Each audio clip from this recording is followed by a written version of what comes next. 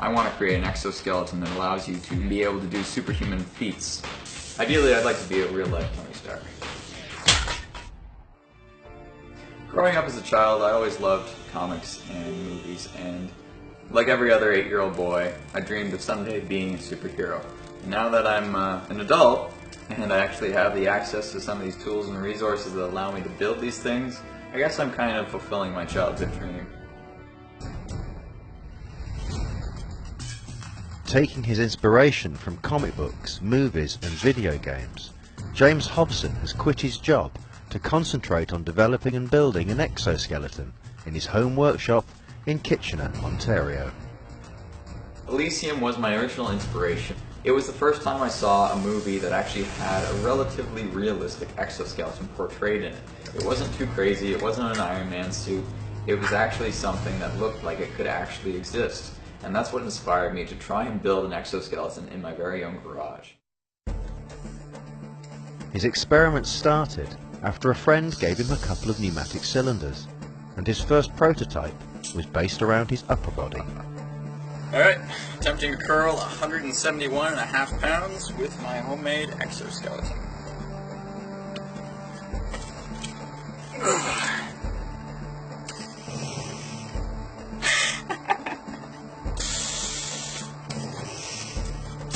£170 pounds.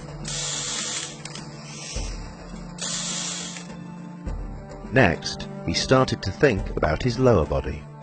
The new exoskeleton, however, is actually based off of Call of Duty.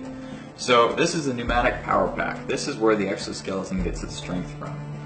This is a industrial air compressor which compresses air to 200 psi in this tank, which is then provided by these manifolds to the various cylinders on the design of the exoskeleton. These legs allow you to lift up to 1,600 pounds thanks to the air compressor. Just before Christmas, a German TV show actually reached out and said they wanted to film an interview. I told them I'd do some kind of big feat of strength. I was like, how about lifting a Mini Cooper? Because we got this Mini Cooper in the garage. We're fixing it up right now. So we thought, well, if we could pick up that. So that was our goal. Here's a big test. We were able to lift the Mini Cooper, and there weren't any critical failures, so I call that a success. Once we finish some of the refinements to the lower body design, we're going to move up the back and start working on the upper body. It's going to feature more pneumatic cylinders to give you lifting strength on the upper body and back support too, so you can actually bend over and pick up heavy objects. James hopes the growing popularity of his YouTube channel will allow him to crowdfund the development of his full suit. And it's not just about dressing up as a superhero. I see there being a lot of potential for exoskeletons in the future. Whether it's for medical use, military, or search and rescue, or even construction, having an exoskeleton could allow human workers to be able to do the job that machines or robots do. Imagine a forklift that you could wear.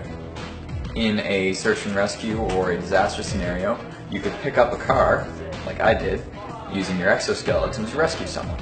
You could hold heavy weights, you could move rubble, there's tons of possibilities. There's still many improvements we need to do to the design to complete this exoskeleton, but as you can see, it's been a pretty good working prototype so far.